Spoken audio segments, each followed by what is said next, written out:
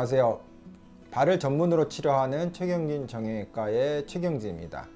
오늘은 우리가 어린아이들에게 많이 보는 이 평발에 대해서 서로 얘기하는 시간을 갖도록 하겠습니다.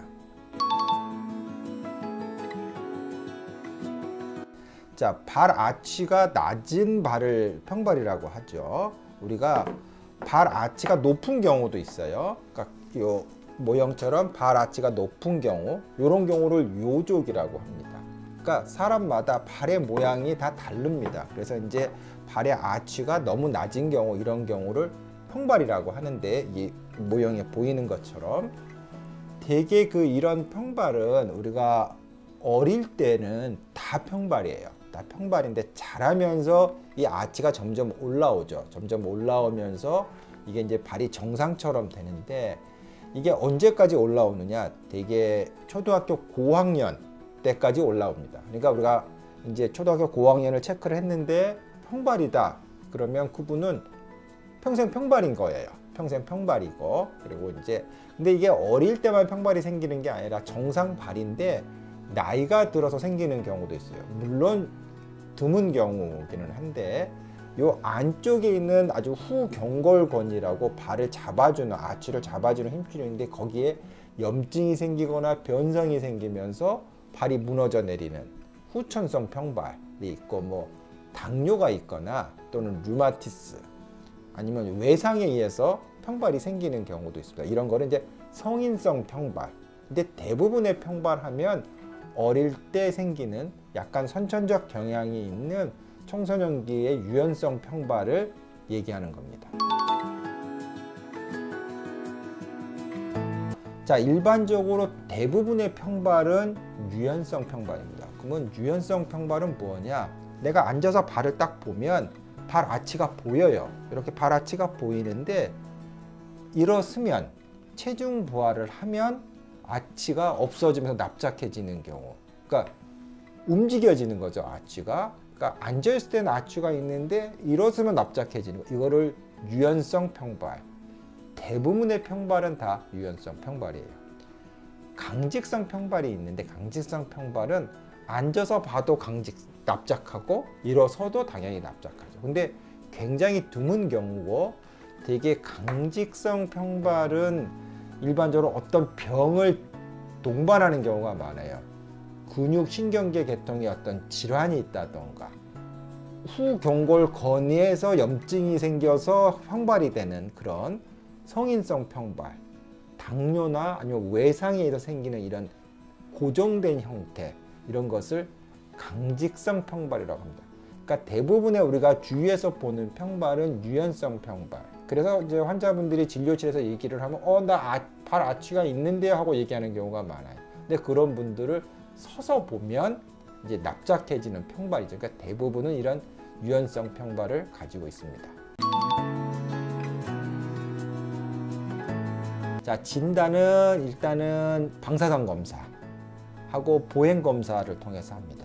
근데 유연성 평발이 많기 때문에 방사선 검사를 할 때는 서서 찍어야 돼요.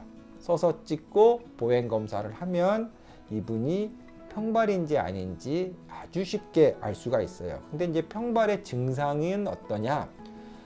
평발은 쉽게 얘기해서 아치가 없기 때문에, 아치는 어떤 활동을 할 때 발의 효율성을 주고 에너지가 잘 사용되게 해주는 역할을 있어요. 그런데 이제 평발인 경우는 에너지 소모가 많기 때문에 일반적으로 얘기해서 약한 발인 거예요. 그래서 가장 흔한 증상은 피로감. 그러니까 조금만 서 있어도 발이 피곤하고, 조금만 걸어도 발이 피곤한 거예요. 그래서 그래서 이런 애들은 되게 걷는 거를 싫어해요, 되게. 그리고 계속해서 발이 힘들다 보면 발을 움직이는 근육은 다 종아리에 있는데, 종아리가 뭉치거나 딱딱해지거나 불편하다는 얘기를 많이 해요.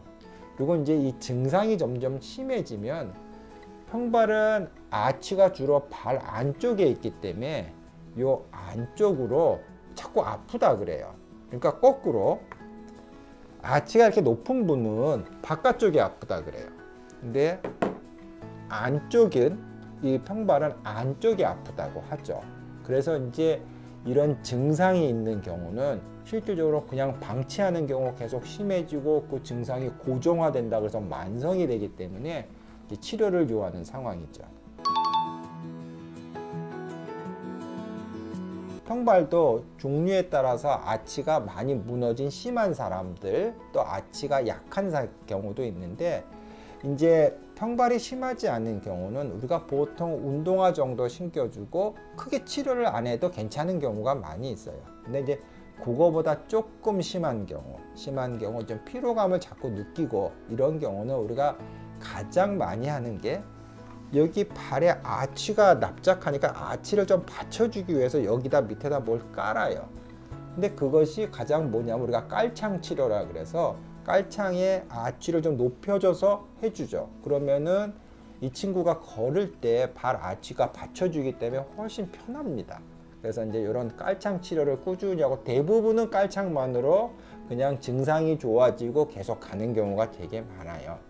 근데 이제 더 심한 경우, 그러니까 깔창 치료를 해도 불편하고 발의 정도가 되게 심해서 금방 피로감을 많이 느끼는 경우는 어린아이와 이제 우리가 수술적인 방법을 통해서 이 교정을 하는데 어린아이와 성인이 달라요. 근데 성인인 경우를 제외하고 이제 어린아이인 경우는 우리가 이제 요 관절 안에 교정을 통해서 관절 안에다 기구 같은 거를 끼는 간단한 수술이 있어요. 보통 그런 거를 통해서 실행을 하는데 뭐 아스트로 LSS 그래갖고 관절 이동술 그래갖고 관절 안에 기구를 넣는 간단한 방법으로 하지만 성인인 경우는 대개 이제 강직성 평발이고 다양한 동반된 질환들이 많기 때문에 절골술, 뼈를 잘라서 교정을 하거나 힘줄을 이동하거나 뭐 고정을 하거나 굉장히 수술이 큽니다. 그래서 아예 다른 차원인데 이제 치료 방법은 정도에 따라서 그냥 놔두기도 하고 깔창만 하는 경우도 있고 기구를 넣어서 교정하는 방법도 있고 성인인 경우는 아주 다양하고 복잡한 수술을 통해서 특별한 경우에 한해서 교정하는 수술을 합니다.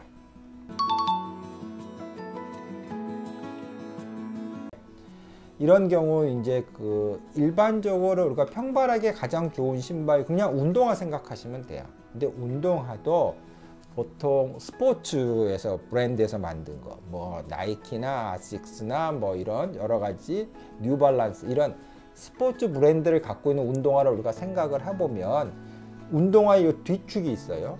뒤축이 굉장히 딱딱합니다. 이거는 뭐냐 하면 평발이 뒤꿈치가 자꾸 옆으로 쓰러지기 때문에 평발을 잡기 위해서는 뒤꿈치를 딱 잡아줘야 되는데 뒤꿈치가 대개는 딱딱하게 나와요. 한번 만져보세요. 그러면 이게 그것이 평발에게 좋고 대부분은 그런 운동화는 신발 안에 약간의 아치를 보존해주는 아치 서포트라 그래고 그것이 내재되어 있습니다. 그러니까 이제 그런 운동화. 그리고 물론 바닥에 쿠션이 좋고 어느 정도의 그 볼도 내 발과 맞아야겠죠. 그래서 이제 복잡하게 여러 가지로 설명은 했지만 일반적으로 생각하는 운동화가 제일 신발에 좋다. 그래서 이제 운동화를 신고 그다음에 아치가 많이 조금 내려앉은 친구들은 거기에 이제 깔창을 좀 더 깔아서 아치를 좀 받쳐주면 제일 좋아요. 그래서 운동화를 신고 좀 심한 경우는 깔창을 한다. 요 정도 알고 계시면 가장 좋을 것 같습니다. 감사합니다. 자, 오늘은 여러분들과 이제 평발에 대해서 이제 얘기를 했는데요. 평발이 굉장히 많이 흔하고 그래서 많은 부모님들이 너무 걱정을 하셔서 평발에 데리고 오기도 합니다. 그러니까 너무 걱정하실 것은 아니에요. 되게 간단하게 깔창 정도에서 해결되는 경우가 많으니까 너무 걱정하지 마시고 물론 그렇다고 해서 너무 방치할 것도 아니죠. 그러니까 이제 자꾸 우리 아이가 어디를 가거나 그럴 때 발이 자꾸 아프다든가 아니면 좀 더 발이 피곤해하는 느낌이 있다면 근처에 있는 발 전문 병원에 가서 내 아이가 평발인가를 확인해 보고 평발인 경우 필요한 깔창을 해준다고 하는 거는 내 아이에게 맞는 좋은 신발을 신긴다고 생각하시면 됩니다. 이렇게 그러니까 너무 걱정하지 마시고 그런 증상이 있을 때는 근처 병원을 꼭 내원해 주시기 바랍니다. 자, 그동안 제 얘기를 잘 들어주셔서 감사합니다.